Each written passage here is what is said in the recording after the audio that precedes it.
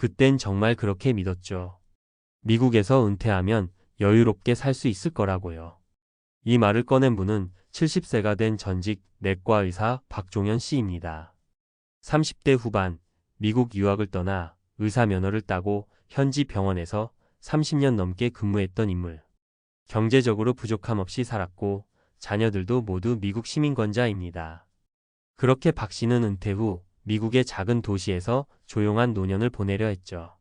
하지만 정작 은퇴하고 나니 모든 게 달라졌습니다. 그가 선택한 미국의 노후는 천국이 아니었습니다.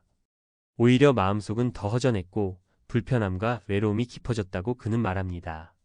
그는 결국 69세에 한국으로 돌아왔습니다. 왜일까요? 1. 아무리 돈이 많아도 정서적 고립은 피할 수 없었다. 박 씨는 은퇴 후 조용한 시골 마을에 집을 샀습니다. 미국 중서부의 한적한 도시였고 은퇴자에게는 세금도 적고 병원 접근성도 괜찮았죠. 하지만 진짜 문제는 사람이었습니다.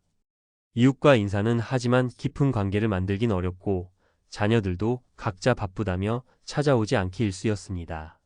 결국 하루 종일 말 한마디 안 하고 지내는 날이 늘어났고 외출도 줄었습니다. 그는 말합니다. 의사였을 땐 내가 환자들을 돌봤지만 막상 내가 노인이 되니 아무도 날 신경 쓰지 않더군요. 그땐 돈이 전부라고 생각했는데 혼자라는 게 이렇게 무서운 건 줄 몰랐어요. 2. 미국 의료 시스템은 은퇴자에게 냉정했다. 현역 의사였을 땐 몰랐지만 환자가 되어보니 실감이 났다고 합니다. 노년층에게는 보험 커버가 되어도 절차가 복잡하고 의사 예약은 한참을 기다려야 했습니다. 간단한 진료를 위해 3주 이상 기다려야 하고 집에서 병원까지 1시간 운전은 기본. 몸이 아프면 그저 집에서 참고 기다려야 했고 한국처럼 바로 진료받는 시스템이 너무 그리웠다고 합니다. 결국 한국에 돌아와 건강검진을 받으며 그는 이렇게 말했습니다. 이 작은 불편이 결국 큰 두려움이 되더군요. 내가 아프면 아무도 날 도와줄 수 없다는 생각에 잠도 안 왔습니다. 3. 은퇴 후에 자기 역할 상실감, 미국은 더 컸다. 의사로서 바쁘게 살던 박 씨는 은퇴 후 자존감이 급속도로 무너졌다고 고백합니다. 미국 사회에서는 나이 든 사람을 존중하지만 그들과 교류하거나 새 역할을 기대하긴 어렵습니다. 그는 이민자라는 정체성도 있었고 언어와 문화의 벽도 다시금 체감했다고 말했습니다. 한국에선 가끔 건강 강의도 하고 노인복지관에서 봉사도 합니다. 미국에선 그냥 할 일 없는 노인이었죠. 그게 더 무서웠어요. 그래서 그는 한국으로 돌아왔다. 처음엔 잠깐 머무는 생각이었지만 한국에서의 생활이 오히려 더 인간적이고 더 생기가 있었다고 말합니다. 시장에 나가면 사람들이 말을 걸고 병원은 예약 없이 갈 수 있고 무엇보다도 내가 다시 사회의 일부가 된 것 같은 기분이 들어서 좋았다고 말합니다. 한국은 복잡하고 시끄럽지만 적어도 내 심장이 뛰는 느낌이 들어요. 우리에게 주는 메시지. 많은 사람들이 은퇴하면 해외로 나가고 싶다고 말합니다. 특히 미국은 의료, 환경, 인프라가 좋다고 알려져 있죠. 하지만 박 씨의 경험처럼 은퇴 후 진짜 중요한 건 관계와 정체성입니다. 아무리 시스템이 좋아도 나를 알아주는 사람 없이 살아가는 것, 그것은 진정한 행복일 수 없다는 이야기입니다. 정리하자면 돈과 환경만 보고 해외 은퇴를 선택하지 마세요. 외로움과 정체성 상실이 올 수 있습니다. 의료 시스템은 생각보다 냉정합니다. 아플 때 누가 곁에 있어줄지 생각해 보세요. 은퇴 후 가장 중요한 건 내가 누구인지를 계속 유지할 수 있는 삶입니다. 박 씨는 지금 서울 근교의 아파트에서 자급자족하듯 소박하게 살고 있습니다. 병원 진료도 편하고 이웃들과 함께하는 취미 모임이 제일 큰 낙이라 말합니다. 미국에서의 노후가 나쁘다는 게 아닙니다. 다만 자신에게 진짜 필요한 게 뭔지를 모른 채 떠나는 은퇴는 실패하기 쉽습니다. 혹시 지금 해외 은퇴를 고민하고 계신가요? 당신이 정말 바라는 노후는 먼 나라가 아닌 지금 이 자리에서 다시 시작될 수도 있습니다.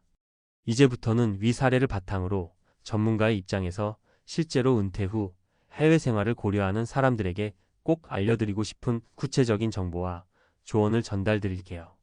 막연한 희망이나 환상보다는 실제로 부딪히게 될 현실과 그에 대한 전략이 중요합니다. 많은 분들이 저에게 묻습니다.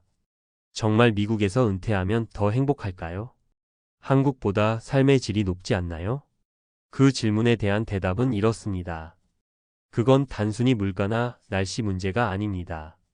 당신의 라이프 스타일, 건강 상태, 인간관계, 그리고 문화 적응력이 결정합니다. 첫 번째로 꼭 고려해야 할 건 건강 상태와 의료 접근성입니다. 박종현 씨의 사례처럼 미국은 분명 첨단 의료 기술과 의사 수준이 세계 최고입니다. 그러나 문제는 접근성입니다.